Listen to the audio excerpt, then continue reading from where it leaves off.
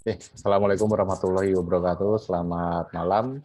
Untuk pertemuan kali ini kita akan belajar segmentasi region menggunakan teknik clustering.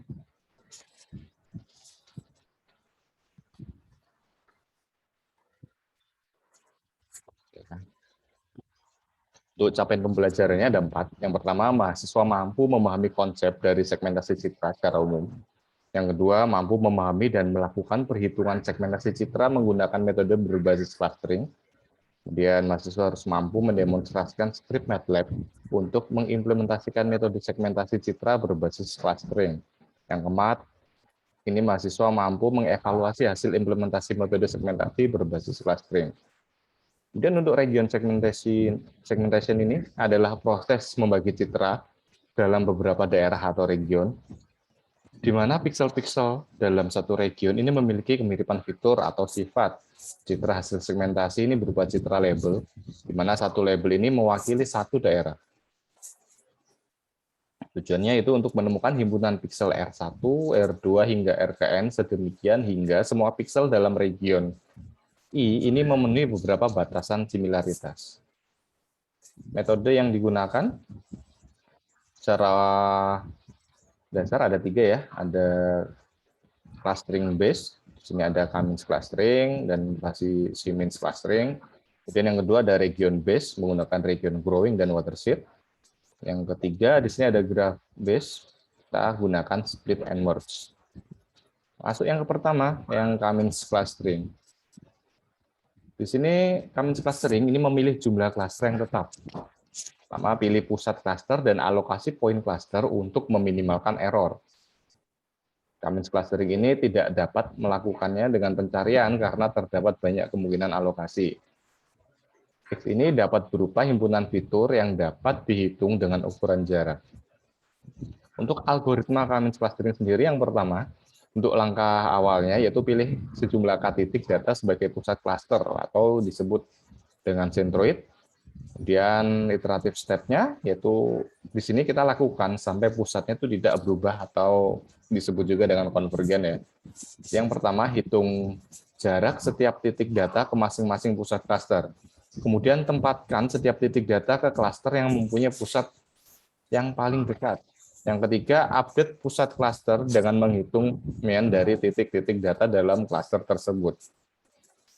Untuk ilustrasinya, di sini ada sekumpulan data dan ada ini ya, akan dibagi menjadi 3 cluster. Ini centroid awalnya, 1 di sini, 2, 3 ya. Dan untuk iterasi kedua, centroidnya akan berubah seperti ini. Iterasi ketiga, centroidnya akan berubah 4, 5, dan 6. Nah, di sini untuk contoh yang di sini kita menggunakan iterasi sebanyak 6 kali. Di awalnya seperti ini ya. Di sini ada 3 klaster data, yaitu ditandai dengan yang warna merah, hijau, dan biru. Untuk awal bisa kita lihat di sini, ini jarak data yang hijau di sini dan yang di sini lumayan jauh. Tapi dia masih dihitung dalam satu klaster. Karena apa? Karena dia dianggap paling dekat dengan centroid yang ini. Maka dianggap ini adalah satu klaster.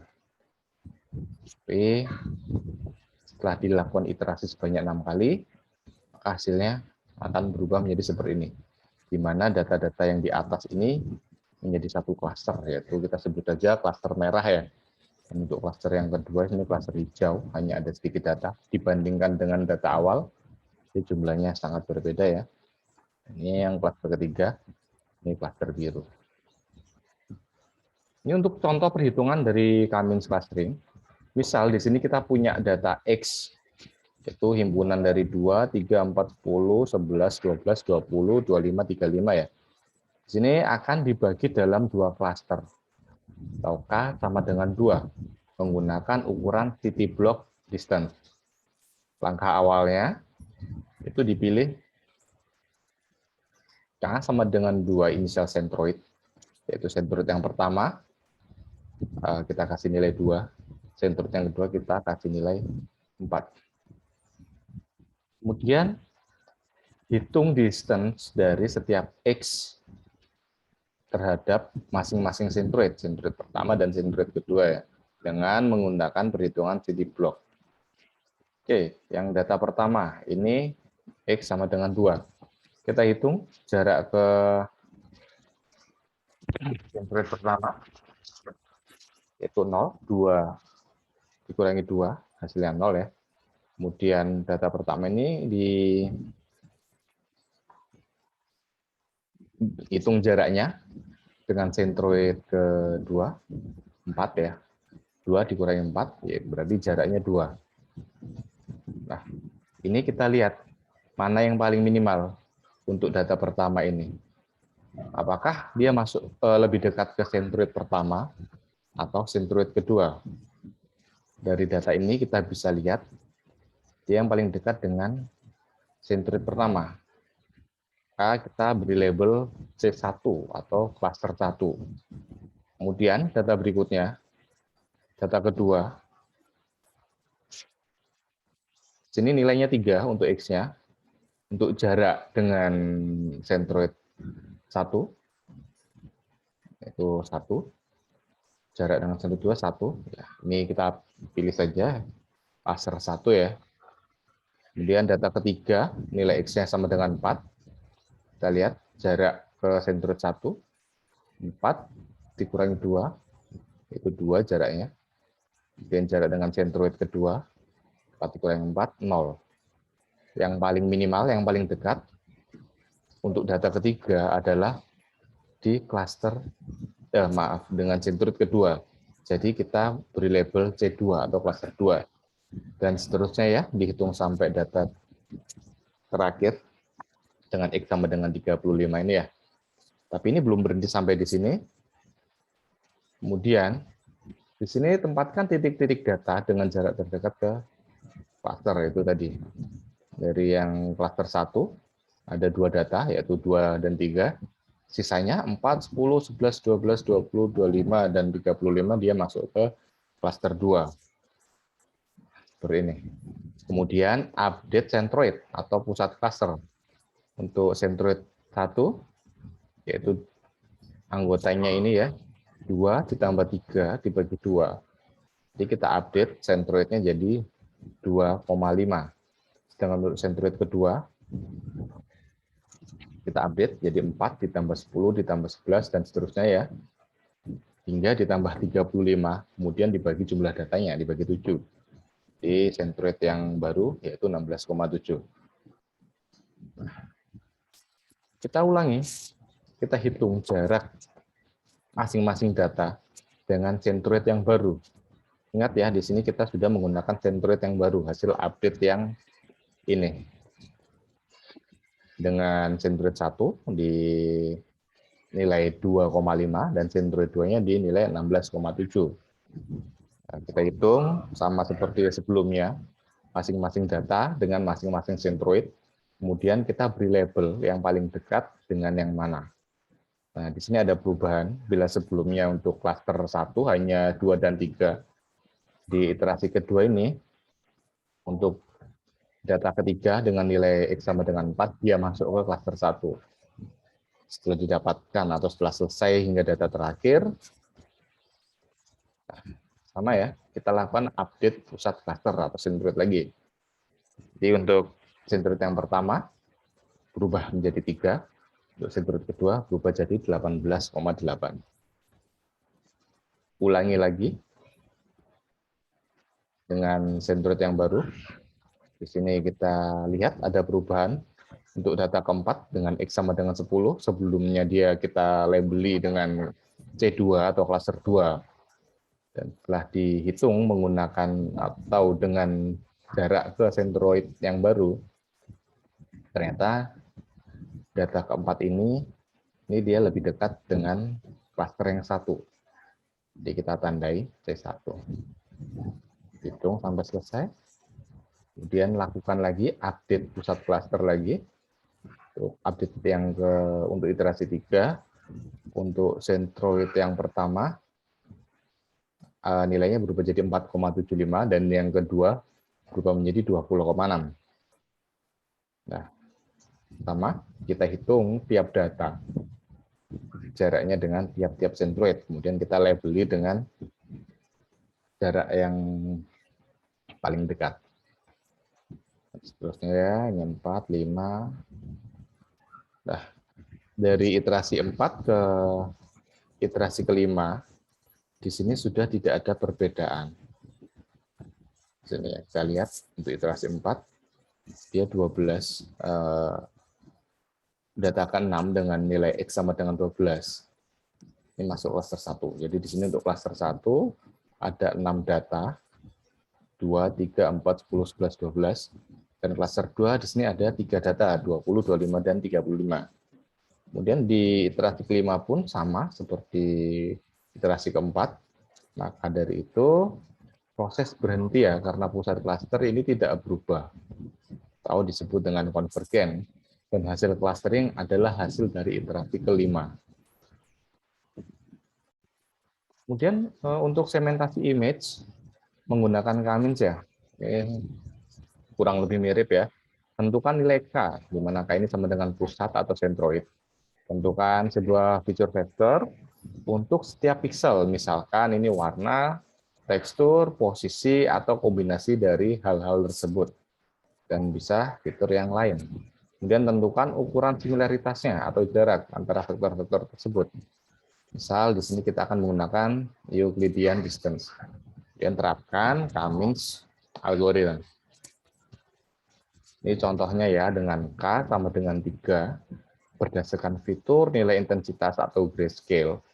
Untuk citra dengan L sama dengan 16. Yang gambar kiri ini ya, kita lakukan Cummins clustering, maka hasilnya akan seperti ini. Akan menjadi 3 cluster. Ini untuk implementasi Cummins clustering di MATLAB. Contoh implementasi Cummins clustering yaitu digunakan untuk segmentasi gambar sel darah putih. Gambar sel darah putih ini berwarna ungu dan mungkin mengandung banyak sel darah merah di sekitar sel darah putih. Komponennya untuk sel darah putih ada 2 ya, nukleus yang ini ya, ungu tua, ini nukleusnya. Sedangkan yang ungu muda itu adalah sitoplasma. Bila kita lihat gambar yang sebelah kanan, yang warna pink ini ya, ini merupakan sel darah merah. Nah, kemudian Cummins clustering ini untuk membagi area citra menggunakan intensitas grayscale dengan K sama dengan 4. Di sini kita bagi 4, tujuannya itu untuk mendapatkan area background, sel darah merah, sitoplasma, dan nukleus. Kemudian hasil clustering ini dinyatakan dalam citra berlabel warna RGB, di mana setiap warna ini mewakili region berbeda. Merah ini merupakan background, yang kuning adalah sel darah merah, ini yang kuning-kuning ini ya. Biru muda, ini merupakan sitoplasma, dan biru tua merupakan nukleus. Kemudian masuk ke metode yang kedua dengan fuzzy J-means clustering. Nah, FCM sendiri ini merupakan metode clustering yang memperbolehkan sebuah titik berada di lebih dari satu cluster, atau disebut juga dengan soft clustering. Metode ini dibangun oleh dan di tahun 1973 ya, dan dikembangkan oleh Bestek di tahun 1981. Metode ini sering digunakan dalam pattern recognition. Metode ini berdasarkan pada minimization dari fungsi tujuan. Di sini di mana M ini adalah bilangan real yang lebih besar dari 1, dan U ini adalah derajat keanggotaan dari X dalam klaster J. X di sini adalah data ke I dengan dimensi D. Center J ini adalah pusat dari klaster. M adalah eksponen matriks partisi fuzzy untuk mengendalikan derajat fuzzy overlap dengan M lebih dari 1. Fuzzy overlap ini mengacu pada seberapa fuzzy batas antara klaster, yaitu jumlah titik data yang memiliki keanggotaan signifikan di lebih dari satu klaster. Fase partitioning ini dilakukan melalui optimisasi iteratif dari fungsi objektif dengan update dari keanggotaan U dan pusat klaster C. Iterasi ini akan berhenti ketika sebuah kriteria penghentian antara 0 dan 1, di manakah ini merupakan langkah iterasi. Kemudian prosedur ini konvergen ketika lokal minimum atau saddle point dari J ini tercapai. Untuk algoritma dari FCM, yang pertama yaitu kita lakukan inisialisasi nilai keanggotaan klaster secara acak. Di sini nilainya antara 0 dan 1 ya. Kemudian hitung pusat klaster. Langkah ketiga, hitung jarak setiap data ke pusat data dan update nilai keanggotaannya. Kemudian hitung fungsi tujuan J. Langkah yang kelima yaitu ulangi langkah 2 hingga 4. Hingga fungsi tujuan J ini meningkat kurang dari ambang batas minimum yang ditentukan atau hingga jumlah iterasi maksimum yang ditentukan. Ini contohnya, ini terdapat 6 objek data 2 dimensi dengan initial membership function masing-masing klaster sebagai berikut ya. Misalkan kita pakai order M sama dengan 2. Ini hitung fase zemin clusteringnya.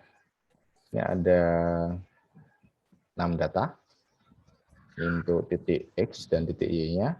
Ini nilai keanggotaannya di klaster 1. Ini nilai keanggotaan di klaster 2. Jadi contohnya ya, ini data yang pertama, X1, Y-nya 6. Untuk nilai keanggotaan di C1 yaitu 0,8.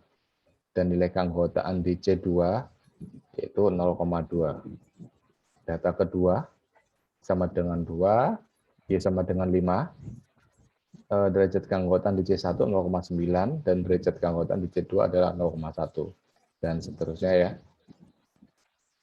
Kemudian hitung pusat klaster untuk C1. Kita lihat di sini. Ini 1 dikalikan 0,8 ditambah 2 dikalikan 0,9. Ini ya, dikuadratkan ditambah 3. Kemudian dibagi 0,8 kuadrat tambah 0,9 kuadrat tambah 0,7 kuadrat. Ini untuk X-nya. Sedangkan untuk Y-nya sama ya. Ini 6 dikalikan derajat keanggotaannya, 5 dikalikan derajat keanggotaannya, 6 kali 0,8 kuadrat tambah 5 kali 0,9 kuadrat, dan seterusnya dibagi derajat keanggotaan, dikuadratkan, dan dijumlahkan. Jadi untuk pusat klaster untuk C1 yaitu ada di 2,4 dan 6,1. Kita hitung juga pusat klaster di C2.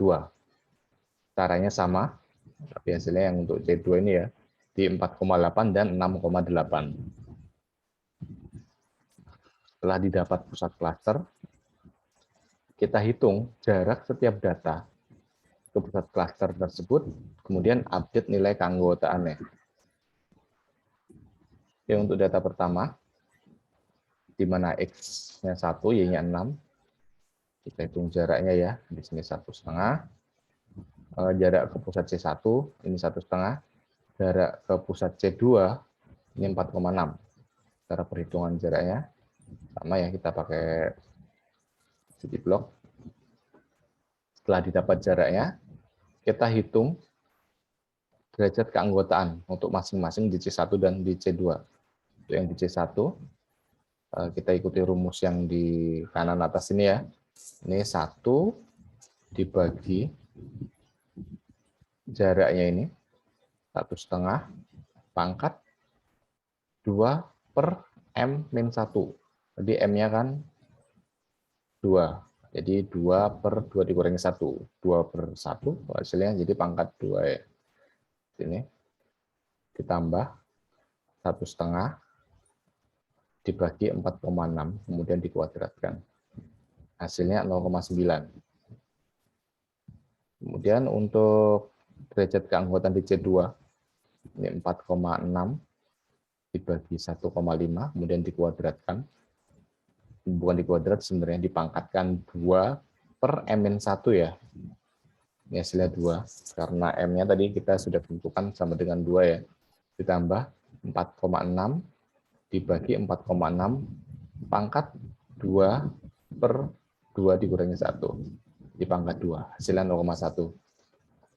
Nah, di sini hitung jarak setiap data ke pusat klaster, dan semuanya kita harus update derajat keanggotaan untuk masing-masing data di masing-masing klaster. Hasilnya seperti ini. Hingga data ke-6 ya. Untuk data ke-6, jarak ke pusat klaster 1, 6,5. Jarak ke pusat klaster 2, 3,4. Untuk derajat keanggotaannya di klaster 1, 0,2. Dan derajat keanggotaan data ke-6 ini untuk di klaster 2 yaitu 0,8. Kemudian hitung fungsi tujuan. Untuk fungsi tujuan, kita lihat di sini ya. Hasil dari ini tadi, derajat keanggotaannya, masing-masing klaster ya, ini dikuadratkan, lalu kita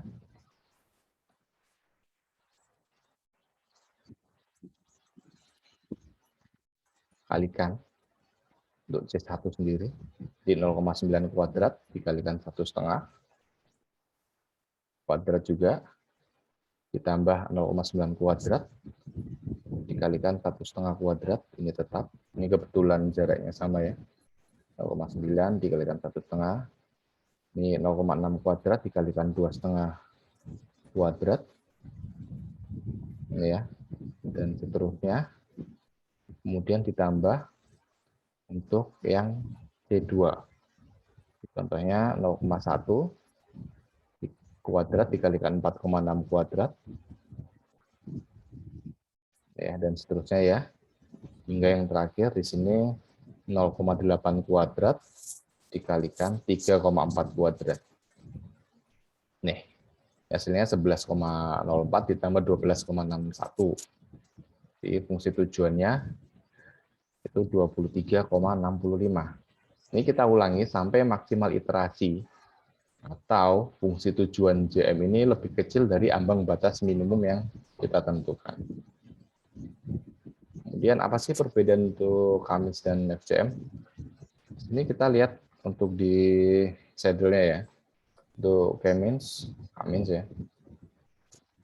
Membership fungsinya seperti ini. Sedangkan fasi JMins ya seperti ini. Dan ini code untuk implementasi Scratch fasi JMins di MATLAB. Ini implementasi toolbox fasi JMins.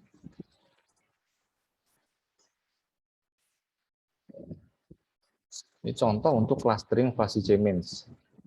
Ini fasi JMins clustering menggunakan intensitas grayscale dengan C sama dengan 4 dan order eksponen atau M sama dengan 2 ya. Oke. Kemudian akan kita coba implementasi di MATLAB ya.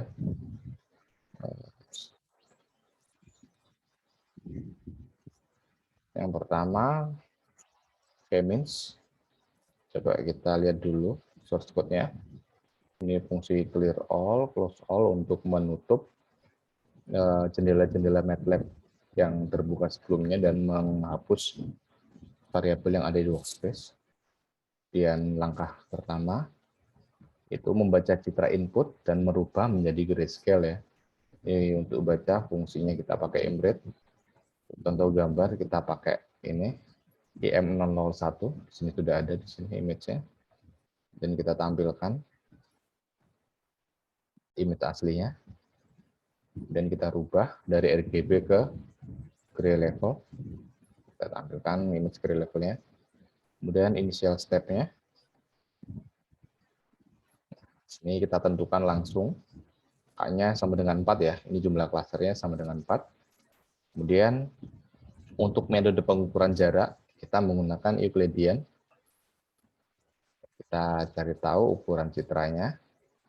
Dan kita rubah dari vektor maaf, citra dua dimensi menjadi vektor satu dimensi. Kemudian tentukan centroid secara random. Perintahnya seperti ini. Langkah berikutnya mengurutkan centroid dari yang kecil ke yang besar. Kemudian kita bikin vektor temporary mula-mula dengan nilai 0. Ya, dengan fungsi zero sini ya.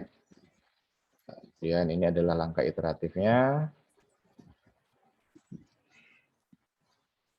Ini untuk setiap klaster, pusat klaster, dihitung jarak ke setiap titik ke pusat tersebut sesuai metode perhitungan jarak. Selesai. Kemudian ini setelah selesai, masing-masing pixel itu kita labeli, dia masuk ke klaster 1, 2, 3, atau 4 ya. Dan kita rubah dari satu dimensi ke dua dimensi, yaitu reshape GMN. G-nya itu hasil ini tadi. MN-nya itu dari sini, ukuran citra aslinya. Ya, coba kita jalankan ya.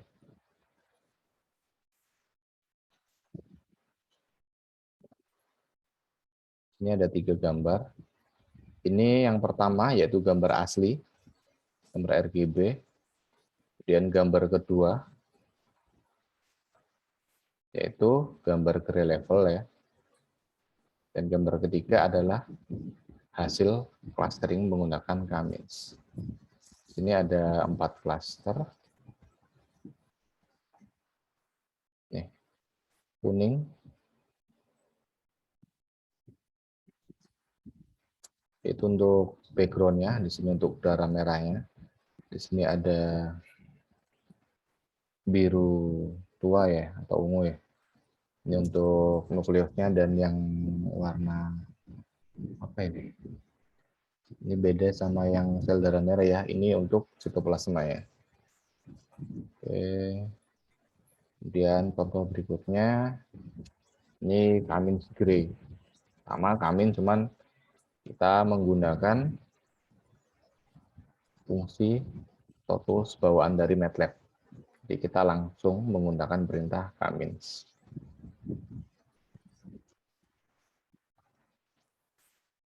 Ini hasilnya.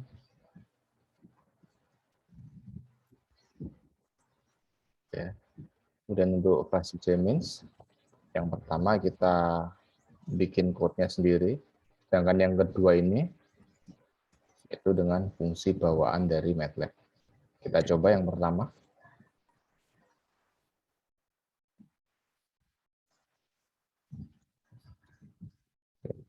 Di sini kita tentukan iterasi maksimalnya yaitu di angka 50. Jadi ketika dia sudah iterasi 50, dia akan berhenti dan menampilkan hasilnya.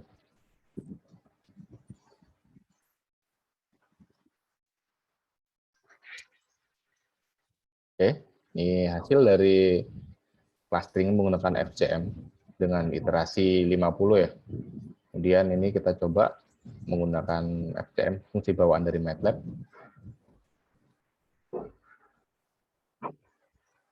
Untuk fungsi bawaan dari MATLAB, ini untuk iterasinya 100 ya. Kita tunggu hingga iterasi ke 100.